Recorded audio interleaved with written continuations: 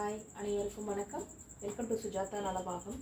சப்பாத்திக்கு ஈஸியான side dish ஒன்று இன்றைக்கி பண்ணுறேன். ஒரு 7-8 பூண்டு பல் தோல் உரித்து இந்த மாதிரி மிக்சியில் போட்டுக்கோங்க. வரமிளகா ஒரு 7,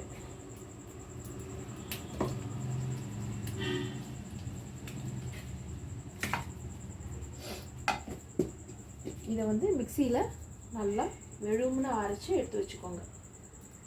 இப்போது ஸ்டவ் ஆன் பண்ணிட்டு ஒரு கடாயில் 1 ஸ்பூன் கடுகு,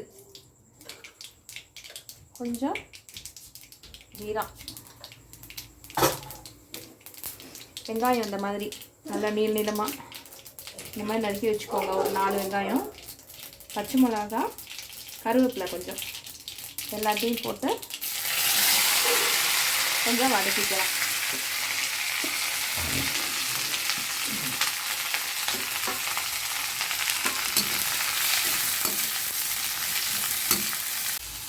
வெங்காயம் இப்போது கொஞ்சம் நல்லா வதங்கிட்டு அந்த ஸ்டேஜில் நான் ஒரு குடமிளகா இந்த மாதிரி கொஞ்சம் பெருசாகவும் கொஞ்சம் குட்டி குட்டியாகவும் மாற்றி மாற்றி கசம் அப்படி இப்படி நறுக்கியிருப்பேன்.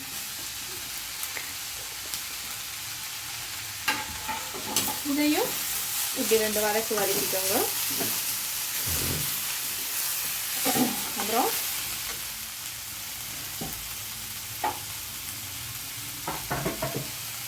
ரெண்டு தக்காளி இந்த மாதிரி நீளமாக அரைச்சிக்கோங்க. அதையும் போட்டு இதையும் போட்டு கொஞ்சம் எல்லாம் ஒன்றா சேர்ற மாதிரி கொஞ்சம் வதக்கணும்.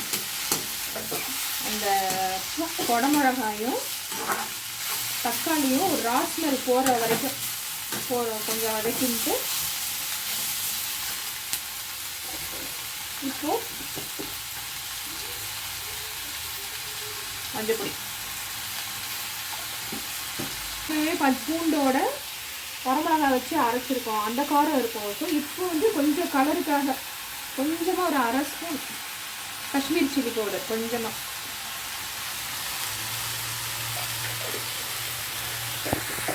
கொஞ்சம் சேர்ந்துக்கிறதுக்காக எல்லாம் மிக்ஸ் ஆகிறதுக்காக கொஞ்சமாக உப்பு, பின்னாடி எவ்வளோ தேவையோ போட்டுக்கலாம் டேஸ்ட் பார்த்துக்கு.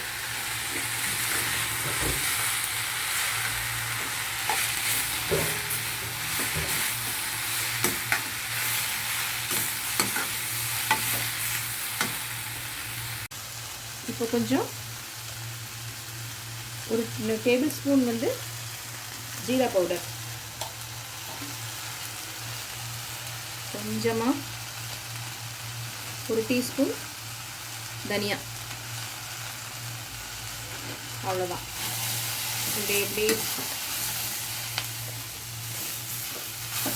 அப்படி கொஞ்சம் பரட்டிட்டு இப்போ மிக்சி ஜாரில் பூண்டும் வரமிளகாயும் அரைச்சிட்டு வந்தோம் தெரியுமா, அதை இந்த ஸ்டேஜில் போடணும்.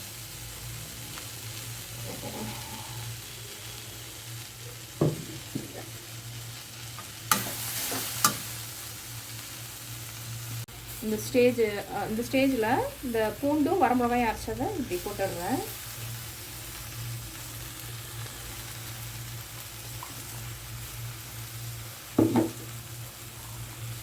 பூண்டு வரமிளகா இந்த ஸ்மெல் அப்படியே ராஸ்மெல் அப்படியே வருது. அந்த ராஸ்மெல் போகிற வரைக்கும் கொஞ்சம் வதக்கிக்கணும். அப்படியே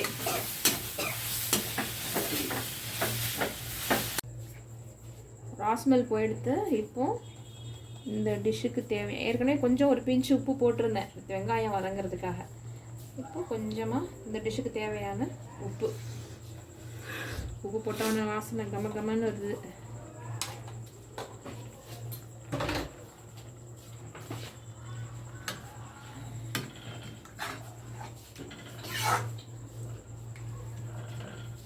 கொஞ்சம் கொதிக்கட்டும், எல்லாம் சேர்ந்துடுறோம், எல்லா வெஜிடபிளும் சேர்ந்துடுறோம். ஆனியன், தக்காளி, குடமிளகாய் எல்லாம் சேர்ந்துடுறோம். கொஞ்சம் கொதிக்கட்டும்.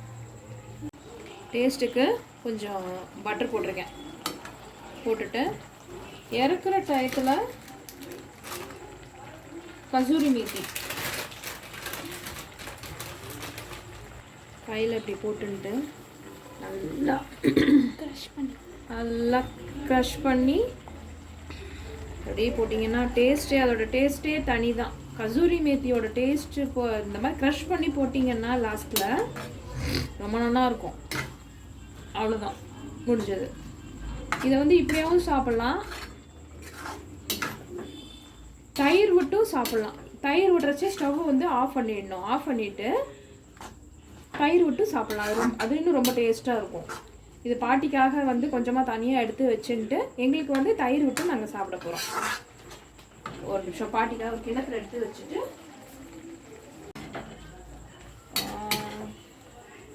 பாட்டிக்கு ஒரு கிண்ணத்தில் எடுத்து வச்சாச்சு. ஸ்டவ் ஆஃப் பண்ணிட்டேன்.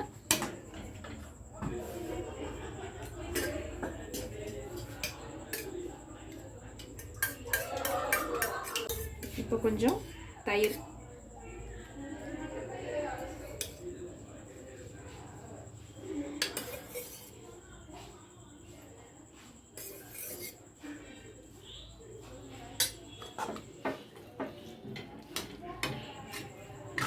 தயிர் விட்டோடனே அது கலர் பார்த்தீங்களா எப்படி சேஞ்சாக இருக்குது பாருங்க. நல்லா சூடாக சுக்கா ரொட்டி பண்ணி இதை தொட்டுன்னு சாப்பிட்டானா கடான்னு எத்தனை ரொட்டி சாப்பிட்றோம்னே தெரியாது. ட்ரை பண்ணி பார்த்துட்டு எனக்கு கமெண்ட்டில் ஷேர் பண்ணுங்கள், சப்ஸ்கிரைப் பண்ணுங்கள். தேங்க்யூ.